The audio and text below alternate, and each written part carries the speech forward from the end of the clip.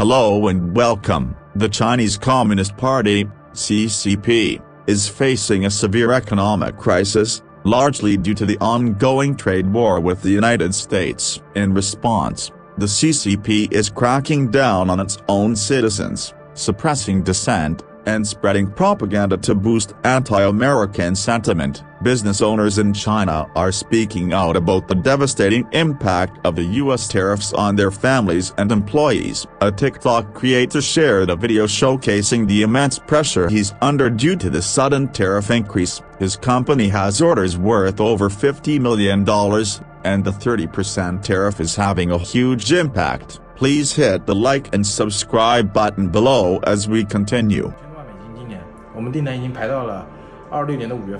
Our orders are worth over $50 million, but with this 30% tariff hike, the impact on us is huge.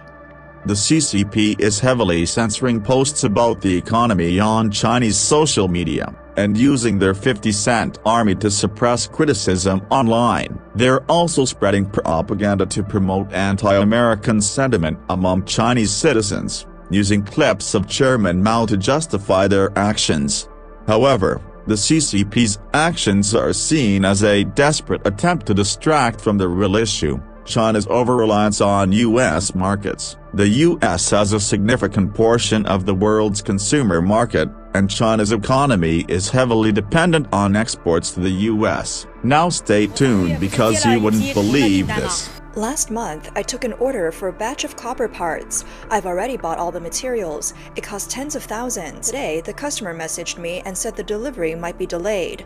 After customs clearance, the taxes have gone up too much. The CCP's leadership seems to be in denial about the severity of the crisis. They're trying to convince the Chinese people that they're strong enough to withstand the U.S. tariffs. But many citizens are skeptical. The CCP's actions are seen as a thinly veiled attempt to maintain control and suppress dissent. China's economy is facing significant challenges, and the CCP's response is unlikely to solve the underlying problems. The country's reliance on exports, particularly to the U.S., makes it vulnerable to fluctuations in global trade. Now don't miss the most interesting part of this news. The CCP's attempts to spread misinformation and propaganda to get other countries to join their cause have also been unsuccessful. Countries like Vietnam, Cambodia, and India have refused to join China's anti-US coalition, and instead are negotiating with the US in a bid to promote its own narrative.